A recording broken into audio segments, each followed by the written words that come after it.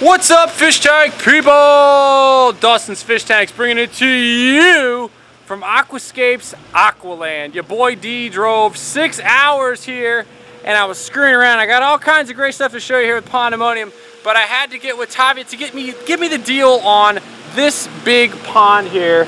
Tavia, say what's up, fish tank people. What's up, fish tank people? This is Tavia from Aquascape Inc. I work in the technical service department. I started here back in 2003 and I can't wait to give you a tour of our front pond. The girl comes up, I just met her. She's like, yeah, I've seen your videos, I see the raccoon. She brought up the raccoon. I just met you and you were like bringing up some painful shit right out of the gate. But no, so thank you for giving me a tour. Folks, this is going to be a long video. This is going to be a good video. She does the technical stuff for Aquascape, so we're pumped to have it. But if I can just do this, this is going to be a long one, folks. Tavia, give me the spiel, give me the intro. Aquascape's monster epic freaking pond here. Start me off, sister. Where are we going? This is our crown jewel here at Aqualand. We have an amazing view from inside our office. This pond is about 250 by 80 feet. We got 12-foot depth on the north side, 3 foot on the south side here with our lilies. This is our lily side of the pond. You can see it's a little late in the day. They're starting to close up. July, they are amazing. All hardy lilies, right? Hardies, we got a couple tropicals there. We got some purple tropicals. You know your plants better than I do. No, you got it. You guys got the lily pond. Tell me about these floating things out here, how you guys have them and how you roll with them. You can make them a couple ways. What's the deal with them? You can make floating islands lots of different ways. We sell some smaller ones that you can do for your smaller aquatic plants. These are some test ones, a bit bigger. You can also make some with styrofoam and ground fabric, stapling it and doing plants that like wet feet.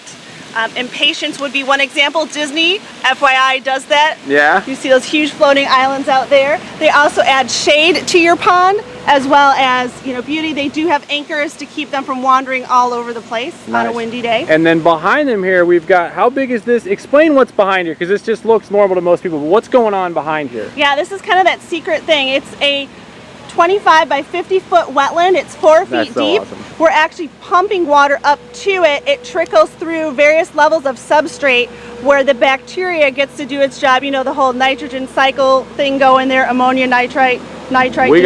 Yeah. So that's going there. The plants uptake it. The water coming out is nice and clean. We actually have 2 of those. It pumps up from the back side here, correct? And then comes up and then comes up to here and then back into the pond. Yeah, if I have that right? Yeah, well, we have this as a negative edge, so the water actually spills over. We don't have a skimmer here. Nice. The water spills over, and we have a side of the waterfall from the road goes down to a 30,000 gallon reservoir. That's so awesome. I know.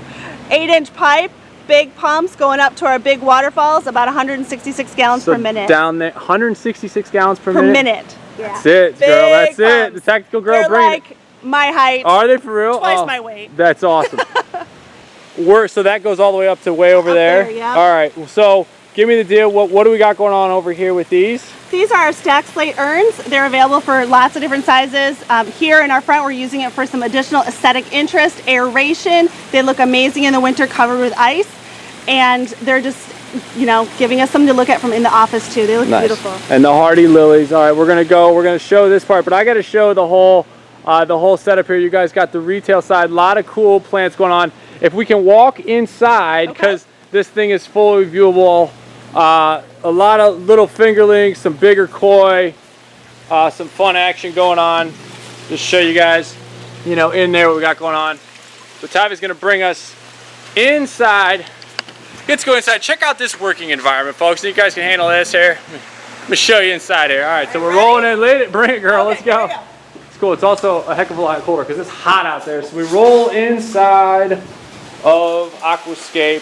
Pondemonium's going on, hence the rug with the footprint. So full retail side of all the Aquascape stuff. We're inside now, all here. But then let's roll over here because look, actually, let me just back up so people can see that. So here, yeah, so we're right here, we're rolling. This is like, I was just sitting here chilling, talking to people, so check this out. So we got in here, tell me about your turtles, girl. So we've got lots of red-eared sliders. We got a couple tortoises. Here you can see them here. They want a little nibble of something. Nice. Hey, I know you ate a lot today. You don't get any more.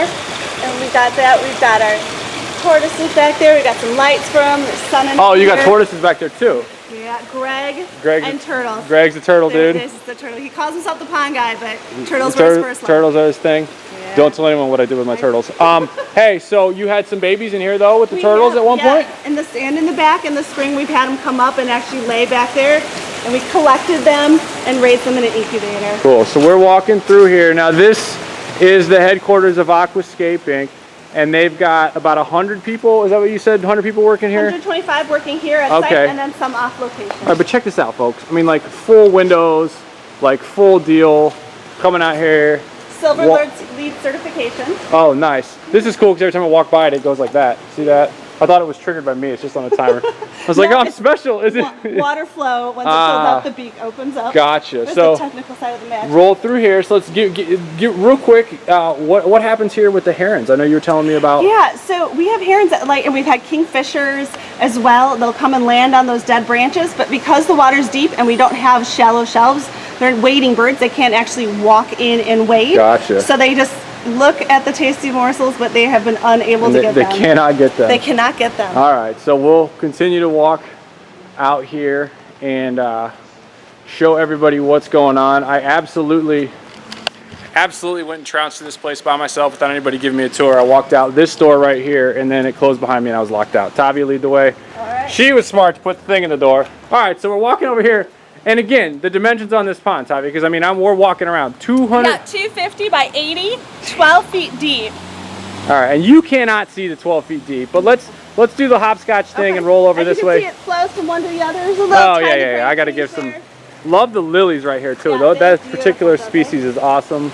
And then this is, you got some lotus in the ponds over pots, excuse me. Yep. And then would take over. They would? Oh, even in this big of a pond? Lotus? Oh, they love it. Wow, I'm surprised you. Now these are wicked. This is part of phase 2. It's why part of the reason I'm here. Lead the way. All right. We're hopping on these. This is Greg's little floating mat. And then, I mean, like, check that out. So we roll like this, and then this is the cool part, Tavia. I'm gonna make you. Well, you don't even need to throw food in. Because look what's over here, folks. And I'm not talking about Greg's paddleboard, but look at all these koi. Now tell us about the koi, because you said you actually don't have enough koi. Yeah. We all don't have enough koi. But, so what's up? Why are there not enough koi in here? What's the deal? Couple of things. We had a little problem with some mink, which if you think raccoons are bad, you have not had the pleasure of meeting your friend the mink. No, but there's a link at the end of this video or in the description where the dude talks about a mink killing out a bunch of his koi. They're nasty. So the mink, but then also too, what else is going on? So every spring and early summer, the ducks and geese bring in bluegill. So we have a lot of bluegill here. They're eating our koi eggs. So we really don't have any small fry growing and developing. So we're in some discussion to bring in additional fish. Okay, and how did the bluegill get in here from the geese? From the geese and the duck on their feet. That's crazy. Yeah. All right, now we're gonna lead the path over this way. And what we talked about, what you can't see in the middle, there's actually a 10 by... There's a 20-foot swim tunnel. So this front pond, this side of it is 12 feet deep. So there is a 20-foot swim tunnel with an escape hatch 10 feet. You can just see the dark circle there. But you can see it from some of the other pictures. Through my fancy editing, you can see how that wonderful little thing looks. So let's roll this way. Greg's office, by the way, I got to show the Buckeye Nation in here. He's got that and that, which is go Bucks. But we'll show you over here this way, and we're rolling. She's got shoes on, I've got flip-flops. And then, all right, so what are we standing on, girl? We are standing on a 3,000-gallon rainwater harvesting area. 3,000 gallons. 3,000 gallons. Rainwater harvesting. Right. Put that in perspective. I have about 1,000 gallons in my greenhouse. So 3,000 gallons we're standing on, rain harving underneath here. Yep. Permeable pavers. It all goes to. Permeable pavers. Okay. And then we're over here. Take me into the grotto. Let's go. Give me the spiel on this. These are 2 individual stones. That stone on the left and that stone on the right. Those are single stones. Oh, for real? We had to place them by tandeming cat excavators. You can see it on our tandeming cat excavators. Yeah, it was amazing.